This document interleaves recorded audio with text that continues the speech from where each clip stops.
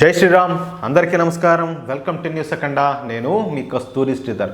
మిత్రులారా, ఈ న్యూస్ మాత్రం జబర్దస్త్ న్యూస్, అదిరిపోయే న్యూస్, మామూలు న్యూస్ అయితే కాదు. మనం ఎన్నో న్యూస్ మనం వింటూ ఉంటాము, కానీ ఇలాంటి న్యూస్ మాత్రం అరుదుగా వస్తాయి. దయచేసి ఈ న్యూస్ని ఎవరు కూడా మిస్ అవ్వద్దు. మనం ఇప్పటి వరకు అనేకమైనటువంటి ద్వైపాక్షిక ఒప్పందాలను, డిఫెన్స్ అగ్రిమెంట్లను చూసినాం.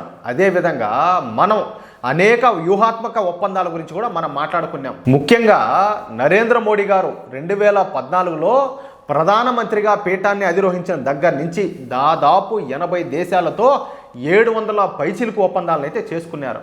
అర్థమవుతుందా? అవన్నీ ఒక ఎత్తు అయితే, ఇప్పుడు మన భారతదేశం ఇటలీతో చేసుకున్నటువంటి ఈ ఒప్పందం మరొక ఎత్తు.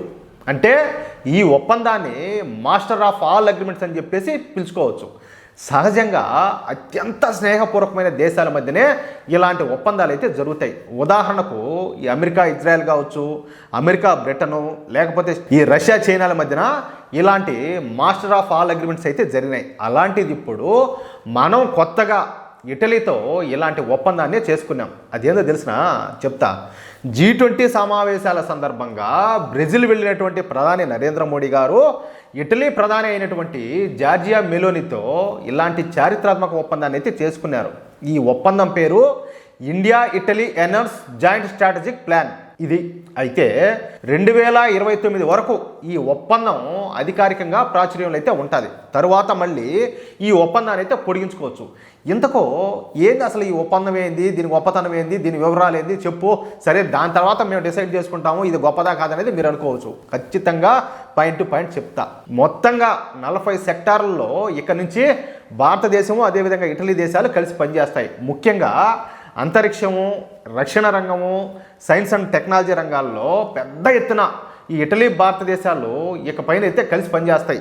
Italy India joint working group కింద ఇటలీ మరియు భారతదేశాలు ఇకపైన ఆహార పదార్థాల తయారీతో పాటు ఇటలీలో భారతదేశం పెట్టుబడులు అయితే పెడతాది. అలాగే భారతదేశంలో కూడా ఇటలీ పారిశ్రామికవేత్తలు పెట్టుబడులు అయితే పెట్టనున్నారు. అదేవిధంగా ఈ ట్రాన్స్పోర్టేషను, వ్యవసాయ ఉత్పత్తులను, అదేవిధంగా ఈ కెమికల్ ఫార్మాస్యూటికల్స్ను భారత్ ఇటలీకి అయితే ఎగుమతులు చేస్తుంది. ఇప్పటిదాకా వీటిని ఇటలీకు చైనా ఎగుమతులు చేస్తామనేది ఇకపైన మన భారతదేశం చేస్తుంది. కానీ ఈ ఒప్పందంలో భాగంగా అత్యంత నాణ్యమైన ఫర్నిచర్ను, క్రిటికల్ అండ్ ఎమర్జింగ్ టెక్నాలజీస్ను, గ్రీన్ టెక్నాలజీస్ను ఇటలీ భారత్కి అయితే చౌక ధరలకైతే అందించనున్నది. అంతేకాకుండా ఈ రంగాలలో ఇటలీ మరియు భారతదేశాలు కలిసి పనిచేయనున్నాయి. అదేవిధంగా ఈ ఆటోమోటివ్స్, సెమీకండక్టర్ల తయారీ, మౌలిక సదుపాయాల కల్పన, అదేవిధంగా అడ్వాన్స్డ్ మ్యానుఫ్యాక్చరింగ్ రంగాలకు సంబంధించి ఇటలీలోని వివిధ సంస్థలు మన భారతదేశంలో అయితే పెట్టుబడులు అయితే పెట్టనున్నారు. ఇక అత్యంత కీలకమైనటువంటి టెలికాం రంగంలో కూడా, అదేవిధంగా డిజిటలైజేషన్ ఆఫ్ సర్వీసెస్ విషయంలోనూ ఈ ఆర్టిఫిషియల్ ఇంటెలిజెన్స్లను ఇటలీ మరియు భారతదేశాలు కలిసి అయితే అభివృద్ధి చేయనున్నాయి. అలాగే క్రిటికల్ మినరల్స్ను అందించే విషయంలో ఒక దేశానికి మరొక దేశం అయితే సాయం చేసుకొని ఉన్నాయి. మరొక మాట ఏంటంటే, భారత్లోని ఇండస్ట్రీస్కు అడ్వాన్స్డ్ పరికరాలను ఇటలీ అయితే భారత్కు అందించనున్నది. అలాగే రక్షణ రంగంలో ఒక స్థాయిలో ఉన్నటువంటి ఇటలీ ఇప్పుడు మేక్ ఇన్ ఇండియాలో పెట్టుబడులు పెట్టి ఆయా రక్షణ రంగ ఉత్పత్తులను భారత్లోనే తయారు చేయనున్నది. ఈ విధంగా మొత్తంగా దాదాపు 40 సెక్టార్లలో ఇటలీతో భారతదేశం ఈ ఒప్పందాన్ని చేసుకోవడం విశేషం అన్నమాట. అంటే ఇకపైన భారత మరియు ఇటలీ దేశాలకు చెందినటువంటి ఆయా రంగాలకు చెందిన క్యాబినెట్ మినిస్టర్లు తరచుగా కలుసుకుంటూ ఈ రంగాల్లో కలిసి పనిచేయనున్నారు. ఈ గ్రాండ్ అగ్రిమెంట్ ద్వారా ఇటలీ మరియు భారత్ ఈ రెండు దేశాలు కూడా లాభపడనున్నాయి. ఎందుకంటే ఇటలీ దగ్గర టెక్నాలజీ ఉండాలి, కానీ మార్కెట్ కావాలా. ఆ మార్కెట్ మన భారతదేశం దగ్గర ఉండాలి. ఇక భారత్కు వచ్చేసి మార్కెట్ ఉండదు, కానీ అడ్వాన్స్డ్ టెక్నాలజీ అయితే లేదు.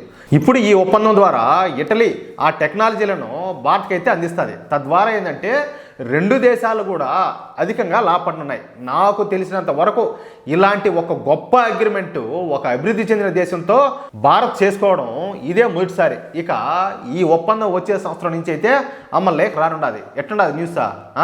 ఇది ఆ పరిపాలన అంటే ఒక దేశాన్ని అభివృద్ధి చేయాలంటే ఇది దాని తీరు ఎలా ఏందనేది అర్థమవుతుందా?